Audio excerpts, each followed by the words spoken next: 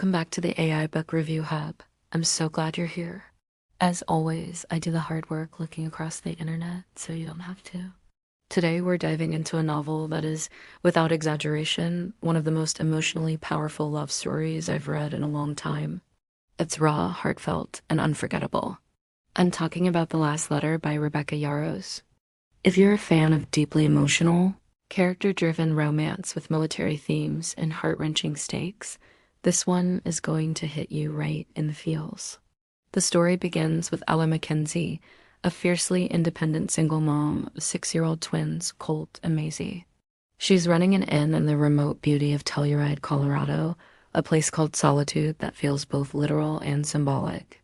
Ella has suffered more loss than most her parents, her grandmother, and now her brother Ryan, a soldier killed in action. As if that weren't enough, her daughter Maisie has just been diagnosed with an aggressive form of cancer. She's drowning, doing her best to keep it all together for her children. That's when the last letter arrives. Before his death, Ryan wrote a letter to his best friend and fellow soldier Beckett Chaos Gentry, asking him to step in and look after his sister and her kids. With nothing left tying him to the military, Beckett does exactly that. He shows up at Ella's doorstep, ready to help. But there's a twist one that Ella doesn't know. Beckett was the anonymous pen pal she'd been writing to during her brother's deployment. Under his call sign, Chaos, they had developed a deep emotional connection without ever exchanging names or photos. Now Beckett's walking into her life in person, burdened with grief, guilt, and a secret that could shatter everything. What unfolds is a slow burn, tender love story between two wounded people trying to find peace in each other.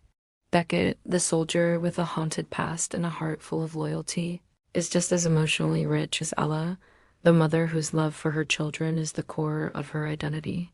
Their connection is built on quiet moments, co-parenting the kids, late-night conversations, small touches, and shared grief. It's not a love at first sight story, it's love through resilience, trust, and sacrifice. The real stars, though, are the twins. Colt and Maisie bring levity, warmth, and heartbreaking realism to the story. Beckett bonds with them, instantly playing, caring, reading bedtime stories, and it's in those scenes that his vulnerability truly shines. His devotion to the children is one of the most emotionally compelling aspects of the novel. And Ella? She's one of the strongest heroines in recent romance fiction. She's not looking for a savior, she's already saving her family every day, but that doesn't mean she's closed off. Her journey is about learning to trust again, not just in others, but in the idea that she deserves love and support too. Set against the sweeping landscapes of Colorado, the setting amplifies the story's emotional weight. Solitude Inn is a haven, a quiet retreat surrounded by nature's vastness. The mountains, the lake, the peaceful quiet, all of it feels intentional. It's not just where the story happens. It mirrors the characters' internal landscapes, isolation, reflection, healing. Stylistically, The Last Letter is an intense blend of contemporary romance, military fiction, and emotionally charged women's fiction. Rebecca Yarros doesn't hold back.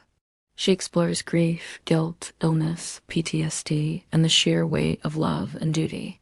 But she also balances that with hope, quiet joy, and moments of breathtaking beauty.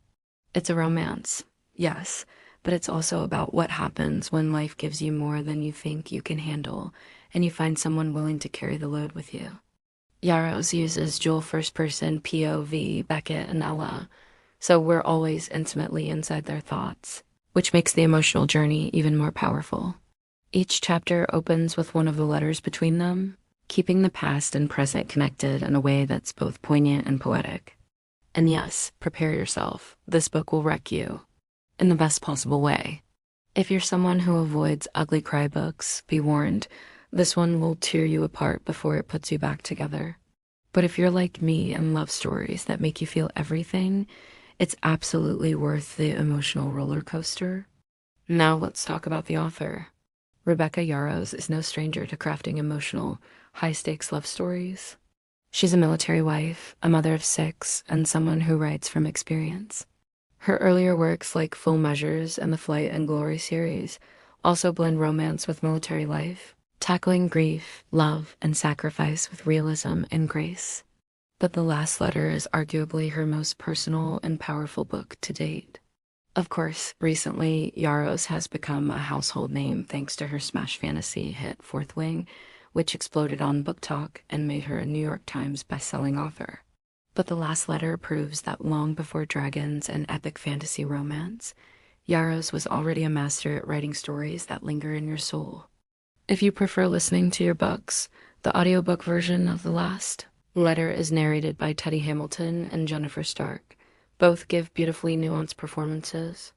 Hamilton, known for voicing some of romance's most beloved heroes, brings a gentle vulnerability to Beckett, while Stark perfectly captures Ella's strength and aching tenderness. The dual narration mirrors the dual POV in the book, making it even more immersive. Reviewers have praised the performance for its emotional authenticity, so if audiobooks are your thing, you won't be disappointed. And if you've already read The Last Letter and are looking for more from Yarros, definitely check out Great and Precious Things, which has a similarly emotional tone with themes of redemption, family, and forbidden love. Or try The Things We Leave Unfinished, which tells two love stories, one contemporary and one historical, woven together by letters. There's a recurring motif in Yarros's work, the written word as a bridge between hearts. And The Last Letter is a perfect example of how powerful that can be. At its heart, The Last Letter is a love story, but it's also about grief, sacrifice, family, and the kind of strength it takes to keep going when everything is falling apart. It's about second chances, not just in romance, but in life. It's about two people, broken in different ways, choosing to build something whole together. So if you're in the mood for a novel that will move you to tears, make you believe in love again, and stay with you long after the final page, this is your book. Just make sure you have a box of tissues nearby. Thanks again for joining me here on the AI Book Review Hub. If this story touched you or you're planning to pick it up, drop a comment below. I'd love to hear your thoughts.